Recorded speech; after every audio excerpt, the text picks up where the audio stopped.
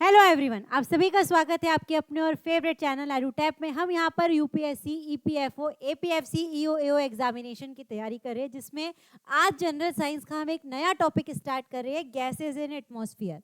Part 1 है आज इसका। इसके हम 3 पार्ट्स में ये टॉपिक कंप्लीट करेंगे, तो आपको वीडियो को लास्ट तक देखना है। और ये 10 एमसीक्यूज हम एक दिन में करने वाले। तो आज का पहला क्वेश्चन हमारा है, which gas makes up the largest portion of earth atmosphere. हमारे एटमॉस्फेयर में सबसे ज्यादा जो गैस है वो कौन सी है? नाइट्रोजन, ऑक्सीजन, कार्बन डाइऑक्साइड की आर्गन। तो आपको याद रखना है कि जो हमारे पूरा एटमॉस्फेयर है उसमें सबसे ज्यादा जो गैस है वो कौन सी है? नाइट्रोजन है। कौन सी है? नाइट्रोजन। ये आपको ध्यान रखना है, जिसका परसेंट है 78%। कितने परसेंटेज नाइट्रोजन हमारे अर्थ में प्रेजेंट है, हमारे एटमॉस्फेयर में प्रेजेंट है? वो है 78%, सबसे ज्यादा। ठीक है, मैक्सिमम अमाउंट। दूसरे नंबर पर आती है हमारी ऑक्सीजन। तो ये क्वेश्चन से हम समझते हैं, what is the approximate percentage of oxygen in earth atmosphere. Earth atmosphere में ऑक्सीजन का परसेंटेज क्या है? दूसरे नंबर वाली, सेकेंड नंबर वाली जो मोस्ट मैक्सिमम गैस है वो है ऑक्सीजन, जो है 21%। कितनी है? 21%। ये आपको याद रखना है। तो जो फर्स्ट नंबर पर मैक्सिमम अमाउंट ऑफ गैस है वो है नाइट्रोजन 78%, और सेकेंड नंबर पे आती है ऑक्सीजन 21%। तो हमने अभी 2 क्वेश्चन कर लिए कि हमारे एटमॉस्फेयर में नाइट्रोजन और ऑक्सीजन कितने रहते हैं, लेकिन अभी भी 1% बच रहा है। तो 1% जो है वो कौन सी गैसेस रहती है? कार्बन डाइऑक्साइड और अदर गैसेस। कार्बन डाइऑक्साइड के साथ कुछ और गैसेस जो रहती है वो किसके अंदर आती है? 1% के अंदर। तो सबसे ज्यादा नाइट्रोजन 78%, सेकेंड है ऑक्सीजन 21%, थर्ड नंबर पर carbon dioxide and other gases 1%। ये आपको याद रखना है। तो हमने अपने एटमॉस्फेयर में देख लिया कि कौन कौन सी गैसेस होती है। ठीक है, आगे बढ़ते क्वेश्चन नंबर 3 में, which gas is most responsible for respiration process in humans. अब जो हम रेस्पायर करते हैं, हम कौन सी गैस की वजह से रेस्पायर कर पाते हैं? Nitrogen, oxygen, carbon dioxide, argon. तो ये एकदम बेसिक क्वेश्चन है कि जब भी हम रेस्पायर करते हैं किसकी वजह से कर पाते हैं? ऑक्सीजन की वजह से। आंसर क्या हो जाएगा इसका? ऑक्सीजन। अब ये रेस्पिरेशन क्या होता है, एक बार जल्दी से शॉर्ट में रेस्पिरेशन का मतलब समझ लेते हैं। ये टॉपिक रेस्पिरेशन और फोटोसिंथेसिस आपके एग्जाम के लिए इंपॉर्टेंट है, तो इसके बाद वाले क्वेश्चन में फोटोसिंथेसिस भी समझेंगे। तो रेस्पिरेशन क्या होता है कि जब भी हमने कोई फूड लिया, हमने जब भी कोई खाना खाया, हमने कभी भी फूड लिया, तो वो किस में कन्वर्ट हो जाता है? ग्लूकोज में कन्वर्ट हो जाता है, C6H12O6। ठीक है, साथ ही साथ हम क्या कर रहे हैं? रेस्पायर कर रहे हैं। तो रेस्पायर करने से ऑक्सीजन जो है वो कहां पर पहुंच जाता है? हमारे सेल्स में पहुंच जाता है। हमारे सेल्स में क्या आ जाता है? ऑक्सीजन आ जाता है। तो जो हमने फूड लिया, ग्लूकोज और ऑक्सीजन, ये दोनों रिएक्ट होकर क्या बनाते हैं? कार्बन डाइऑक्साइड, वाटर, और साथ ही साथ हमें एनर्जी मिल जाती है। इसीलिए हम कहते हैं कि जब भी हम कोई फूड लेते हैं उससे हमें क्या मिलने लगती है? एनर्जी। तो एनर्जी गिविंग फूड आपको याद रखना है कि जो एनर्जी गिविंग फूड है वो हमारे 2 होते हैं, फैट और कार्बोहाइड्रेट। कार्बोहाइड्रेट और फैट से हमें सबसे ज्यादा एनर्जी मिलती है। तो ठीक है, ये आपको याद रखना है। ये किसका प्रोसेस है? रेस्पिरेशन का। तो यही क्वेश्चन दूसरे टाइप से क्या पूछा जा सकता है कि रेस्पिरेशन का एंड प्रोडक्ट क्या होता है। तो रेस्पिरेशन का एंड प्रोडक्ट हमें क्या मिलता है? कार्बन डाइऑक्साइड, वाटर और साथ ही साथ एनर्जी। ये सारा प्रोसेस जो होता है किसके अंदर होता है? माइटोकॉन्ड्रिया के अंदर। किसके अंदर होता है? माइटोकॉन्ड्रिया के अंदर। ये सारी बातें भी हम पढ़ेंगे, एक टॉपिक और है जिसके अंदर हम ये सारा वापस से पढ़ेंगे। ठीक है, तो यहां पर रेस्पिरेशन के लिए कौन सी गैस यूज हुई है? ऑक्सीजन। और कौन सी गैस बाहर निकली है? कार्बन डाइऑक्साइड गैस रिलीज हुई है। ये आपको याद रखना है। तो उसी पर फोटोसिंथेसिस क्या होता है आप समझ लेते हैं। फोटोसिंथेसिस जो होता है सिर्फ प्लांट्स में होता है। ठीक है, सिर्फ प्लांट्स जो है वो फोटोसिंथेसिस कर सकते हैं। Which gas is essential for process of photosynthesis. अब फोटोसिंथेसिस के लिए कौन सी गैस रिस्पॉन्सिबल है? तो बस उसका उल्टा, रेस्पिरेशन जो है और फोटोसिंथेसिस जो है एक दूसरे के अपोजिट है। हमने वहां पर क्या लिया था? कार्बन डाइऑक्साइड जो था बाहर निकला था, यहां पर हम कार्बन डाइऑक्साइड और वाटर लेंगे।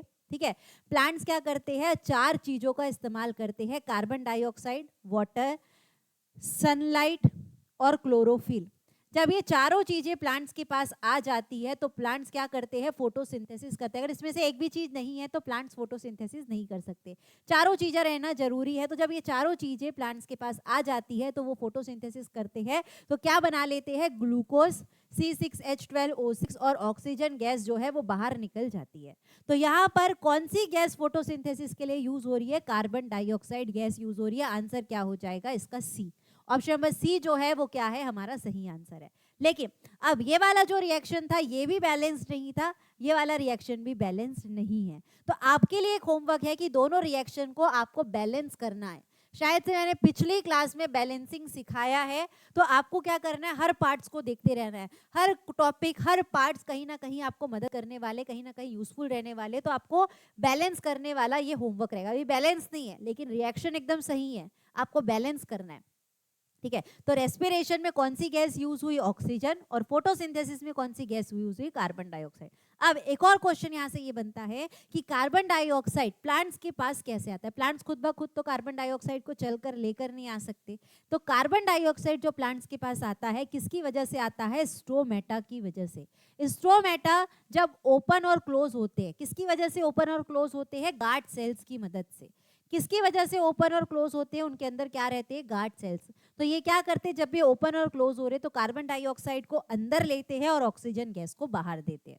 तो आपको याद रखना है कि कार्बन डाइऑक्साइड प्लांट्स के पास कहाँ से आता है, स्ट्रोमेटा से। और वाटर कहाँ से आता है, ये जो पानी हमने H2O लिखा है, ये वाटर कहाँ से आता है, प्लांट्स के पास रूट्स से। रूट्स से कौन लाकर देता है, जाइलम। जाइलम जो है वो क्या करता है, वाटर का ट्रांसपोर्टेशन करता है। और फ्लोएम क्या करता है, फूड का ट्रांसपोर्टेशन करता है। फ्लोएम क्या करता है, फूड का ट्रांसपोर्ट करता है, और जाइलम क्या करता है, वाटर का ट्रांसपोर्ट। तो वाटर कहाँ से आता है, रूट से। कौन लाकर देता है, जाइलम। ठीक है, इतनी बातें आपको ध्यान रखना है। सारी जो बातें मैं आपको बता रही हूँ कहीं ना कहीं आपको यूज होगी। आगे बढ़ते क्वेश्चन नंबर 5 में हम आते हैं, which of the following gas is responsible for green house effect. Green house effect के लिए कौन सी गैसेज रिस्पॉन्सिबल है, ये आपको बताना है। तो ग्रीन हाउस गैस क्या होता है, ग्रीन हाउस इफेक्ट क्या होता है, कि 6 ग्रीन हाउस गैसेज है। टोटल कितनी ग्रीन हाउस गैसेज है, 6। 6 हम याद कर लेते हैं। सबसे पहली होती है कार्बन डाइऑक्साइड, दूसरी होती है आपकी मीथेन CH4, तीसरी ग्रीन हाउस गैस है ओजोन यानी कि O3, चौथी ग्रीन हाउस गैस है chlorofluorocarbon CFC, fifth greenhouse gas है nitrous oxide. Fifth greenhouse gas कौन सी है, नाइट्रस ऑक्साइड N2O। और सिक्स्थ ग्रीन हाउस गैस हमारी है वाटर वेपर। ये 6 ग्रीन हाउस गैस क्या करती है, सन से जो हीट आ रही है उसको भी ले लेती है और अर्थ की हीट को भी बाहर नहीं जाने देती। तो सन की हीट प्लस अर्थ की हीट, दोनों हीट और हीट मिलकर क्या करती है, ग्लोबल वार्मिंग करती है। हमारे अर्थ के टेम्परेचर को इतना ज्यादा बढ़ा देती है कि ग्लोबल वार्मिंग होने लगती है। तो यहाँ पर हमारे ग्रीन हाउस इफेक्ट के लिए कौन सी गैस रिस्पॉन्सिबल है, कार्बन डाइऑक्साइड। इन 6 का नाम आपको याद रखना है, ये 6 हमारी ग्रीन हाउस गैसेज है। यहाँ से भी क्वेश्चन एग्जाम में बनता है। आंसर क्या हो जाएगा इसका, ऑप्शन नंबर सी। आगे बढ़ते क्वेश्चन नंबर 6 में, which gas is release into atmosphere during burning of fossil fuels. जब हम कोई भी फॉसिल फ्यूल को बर्न करते हैं तो कौन सी गैस रिलीज होती है। सबसे पहले फॉसिल फ्यूल क्या होते हैं, नॉन रिन्यूएबल। ये क्या होते हैं, नॉन रिन्यूएबल एनर्जी रिसोर्स होते हैं। ये भी आपको याद रखना है। नॉन रिन्यूएबल का मतलब कि एक बार अगर हमने उसे यूज कर लिया तो वो एक्सप्लॉइट हो जाते हैं, वो खत्म हो जाते हैं, दोबारा से हम उसे रिन्यू नहीं कर सकते। उसको बनने में मिलियंस ऑफ ईयर्स लगते हैं। तो जब भी हम फॉसिल फ्यूल को बर्न करते हैं, एज एग्जाम्पल कोल, पेट्रोल, नेचुरल गैस, ये सारे अगर हम फॉसिल फ्यूल को बर्न करते हैं तो कौन सी गैस रिलीज होती है, कार्बन डाइऑक्साइड। कौन सी गैस रिलीज होती है, कार्बन डाइऑक्साइड। कार्बन मोनोऑक्साइड भी आपको याद रखना है। कार्बन मोनोऑक्साइड लेकिन मेनली जो है व्हीकल से रिलीज होती है, ठीक है। लेकिन अगर हम फॉसिल फ्यूल को जब बर्न करते हैं, अगर बर्न करते करते वो आधा रह जाता है, अगर फॉसिल फ्यूल पूरा बर्न हो गया तो कौन सी गैस रिलीज हो रही, कार्बन डाइऑक्साइड। अगर कहीं क्वेश्चन में ये आया कि फॉसिल फ्यूल अगर आपने बर्न किया लेकिन वो बीच में ही बंद हो गया तो कौन सी गैस रिलीज होगी, कार्बन मोनोऑक्साइड यानी कि CO। क्वेश्चन आपको अच्छे से पढ़ना है, कौन सी गैस के बारे में पूछ रहा है, ठीक है। आगे बढ़ते क्वेश्चन नंबर 7 में हम आते हैं, which of this gas is lighter than air and used in balloons. Balloons आपने देखा होगा कि कुछ बलून्स ऐसे रहते हैं, गैस बलून्स, जिसे हम छोड़ते हैं और वो डायरेक्ट कहाँ चले जाते हैं, एयर में, एटमॉस्फेयर में उड़ जाते हैं। उस बलून्स के अंदर कौन सी गैस रहती है, ये आपको याद रखना है। नाइट्रोजन, हीलियम, ऑक्सीजन की आर्गन, तो उसमें रहती है हीलियम। हीलियम जो है वो लाइटर गैस है और लाइट होने की वजह से वो क्या करती है, बलून को ऊपर लेके जाती है, ठीक है। तो जो भी लाइट वेट वाला रहता है वो जल्दी से ऊपर चला जाता है। तो हीलियम जो है वो हमारी कौन सी गैस है, लाइटर गैस है, और जिसको बलून्स में यूज करते हैं। उसमें हाइड्रोजन नहीं आएगा। यहाँ पर कंफ्यूजन होता है कि हीलियम आएगा कि हाइड्रोजन, तो आपको याद रखना है वो है हीलियम। क्वेश्चन नंबर 8 में आते हैं, what is the function of ozone in earth atmosphere. Earth के एटमॉस्फेयर में ओजोन क्यों इंपॉर्टेंट है। तो सबसे पहले आपको याद रखना है कि ओजोन जो रहता है वो कहाँ पर रहता है, स्ट्रेटोस्फियर में। ये मैं आगे वाले पार्ट में आपको पढ़ाने वाली हूँ कि कौन कौन सी 5 लेयर्स हमारे एटमॉस्फेयर में होती है, ट्रोपोस्फियर, स्ट्रेटोस्फियर, मेसोस्फियर, थर्मोस्फियर और एक्सोस्फियर, सारे के बारे में पढ़ेंगे। लेकिन अभी सिर्फ आपको ये याद रखना है कि जो ओजोन लेयर है वो कौन से लेयर के अंदर आती है, स्ट्रेटोस्फियर के अंदर आती है। ये ओजोन क्यों इंपॉर्टेंट है, ये ओजोन क्या करती है कि जो हार्मफुल अल्ट्रावायलेट रेडिएशन सन से आ रही है उसे रोकने का काम कौन करता है, ये ओजोन करती है। ओजोन का फॉर्मूला आपको याद रखना है O3। ओजोन का फॉर्मूला क्या है, O3। ये क्या रहती है, जैसे हमने अम्ब्रेला, एक एग्जांपल लेते हैं अम्ब्रेला।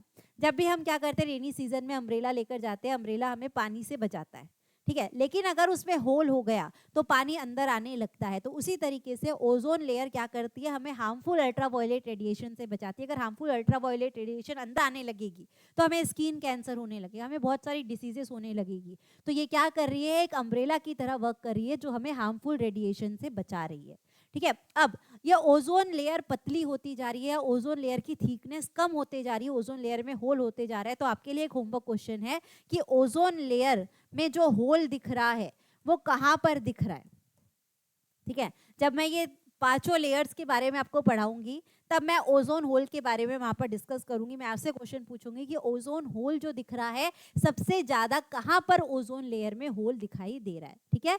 चलिए आगे बढ़ते हैं, क्वेश्चन नंबर 9 में आते हैं। Which of the following gas is used in manufacture of light bulbs. Light bulb जो रहते हैं उसके अंदर कौन सी गैसेज रहती है, आपको याद रखना है आर्गन।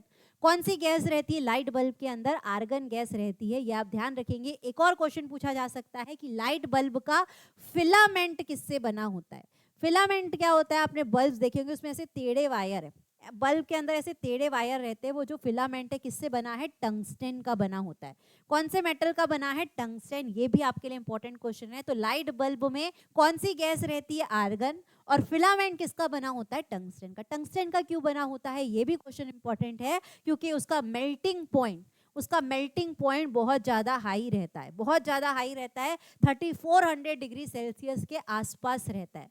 तो जब तक वो टेम्परेचर नहीं पहुंच जाता तब तक टंगस्टन मेल्ट नहीं होता है, वो टेम्परेचर पहुंचना बहुत मुश्किल है। इसीलिए उसको क्या बनाया जाता है, फिलामेंट को टंगस्टन से बनाया जाता है। और टंगस्टन ये आर्गन से रिएक्ट नहीं होता है, और इसीलिए वो गैस जो रहती है लाइट बल्ब के अंदर कौन सी गैस रहती है, आर्गन गैस रहती है, ठीक है। चलिए लास्ट क्वेश्चन है आज का, question number 10। The presence of which gas is crucial for formation of clouds and precipitation. जो क्लाउड्स बनते हैं और बाद में जो रेन होती है, प्रेसिपिटेट होता है, वो कौन सी गैस की वजह से होता है, आपको याद रखना है, वो है वाटर वेपर। कौन सी गैस है, वाटर वेपर, ठीक है। अब ये एक बार कैसे क्लाउड्स बन रहे हैं, कैसे प्रेसिपिटेशन हो रहा है, एक बार जल्दी से समझ लेते हैं वाटर साइकिल की मदद से।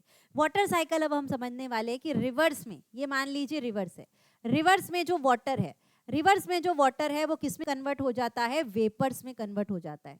रिवर्स का वाटर किस में कन्वर्ट हो जाता है, वेपर्स में कन्वर्ट हो जाता है। इसे क्या कहते हैं, वेपोराइजेशन या इवेपोरेशन। इवेपोरेशन इसे कहा जाता है, ठीक है। तो यहाँ पर जो वेपर्स है, जो नीचे तरफ पे जो वेपर्स रहते हैं वो कैसे रहते हैं, हॉट वेपर्स रहते हैं, ठीक है। क्या हुआ, रिवर का जो पानी है, रिवर में जो वाटर है वो किस में कन्वर्ट हो जाता है, वेपर्स में कन्वर्ट हो जाता है। उसे हम क्या कहते हैं, इवेपोरेशन। अभी ये वेपर्स अगर नीचे है तो कैसे है, हॉट। जैसे जैसे वेपर्स ऊपर जाते जाएंगे ये क्या होते जाएंगे, कोल्ड होते जाएंगे, ठंडे होते जाएंगे। जब पूरी तरीके से ये ठंडे हो जाएंगे तो ये क्या फॉर्म कर लेंगे, क्लाउड्स फॉर्म कर लेंगे। क्या फॉर्म कर लेते हैं, क्लाउड्स फॉर्म कर लेते हैं। इसे क्या कहा जाता है, कंडेंसेशन। इसे क्या कहते हैं, कंडेंसेशन। जब क्लाउड्स पूरे बन गए तो वापस से ये क्या होगा, रेनिंग होगी, यानी कि प्रेसिपिटेशन हो रहा है, और वापस से जो पानी है कहाँ पर आ जाता है, रिवर्स में आ जाता है। तो ये पूरी साइकिल चलती जाती है, रिवर्स का पानी, क्लाउड्स बनता है, क्लाउड्स फिर से रेन बनता है, फिर से रेन जो पानी है रिवर्स में आ जाता है। तो ये जो साइकिल है इसे हम क्या कहते हैं, वाटर साइकिल। तो जो क्लाउड्स बना है किसकी मदद से बना है, वेपर्स की वजह से, यानी कि वाटर वेपर। तो ये वाटर साइकिल से भी आपको याद रखना है कि एक और क्वेश्चन है, क्लाउड्स जो बनता है उस मेथड का नाम क्या है। क्लाउड जो बनता है कौन से मेथड से बनता है, कंडेंसेशन से बनता है। तो ये थे आज के हमारे 10 क्वेश्चन। उम्मीद है आपको सारे 10 क्वेश्चन समझ में आए होंगे। मिलते हैं नेक्स्ट पार्ट में, तब तक के लिए आप सभी को thank you, bye, take care and all the best.